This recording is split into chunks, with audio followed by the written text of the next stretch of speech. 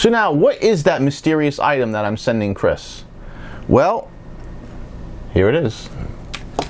This is just like this little mini flashlight I built, except for the LEDs are arranged together into a C pattern. Now, I didn't completely put this together because I wanted to show how I built this. If we get a good close-up look, you can see it's actually built like a ring with 5 resistors in the middle and 1 diode. And the diode just to help prevent reverse polarity in this. But you also see there's a bunch of pins.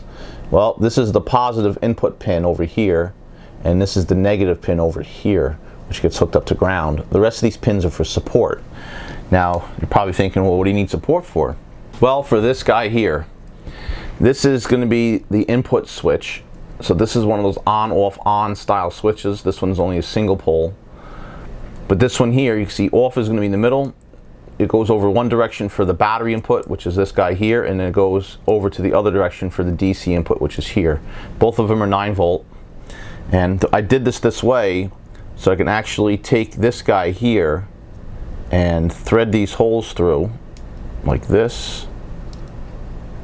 And this does sandwich together. You just have to make sure you line the pins up correctly. And that's it.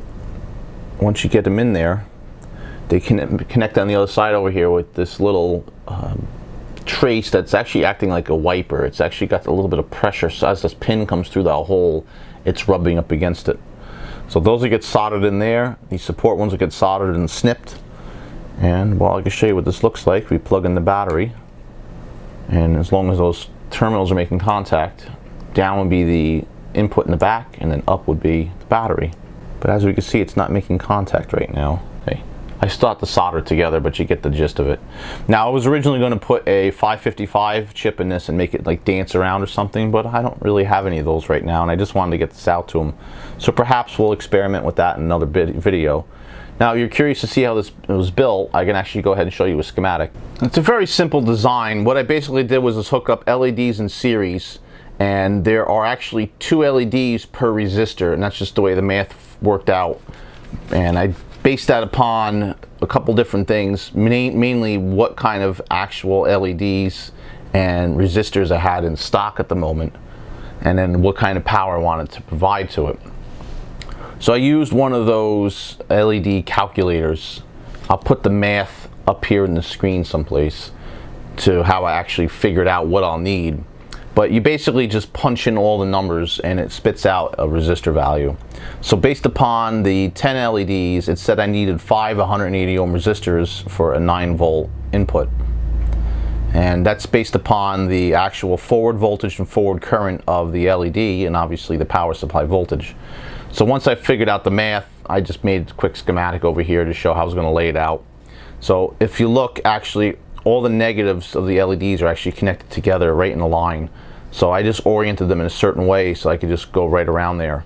And then I come out of the 2 of those positives, they're connected, one's connected right to another, which goes right into a resistor, and then the positive rail is like an actual line that goes around and connects all those resistors. And then I put in the diode right at the very end over here. Now this diagram is just a little different than what I actually did. You can see one side of the switch has the battery snap, the other side has the terminal, and I showed the diode coming out of the terminal. I actually have the diode up here, so when power comes out the switch, it has no other choice but to go through that diode. So if you hook the battery up wrong, or if you put power in here the wrong way, it should theoretically not conduct and not blow out your LEDs.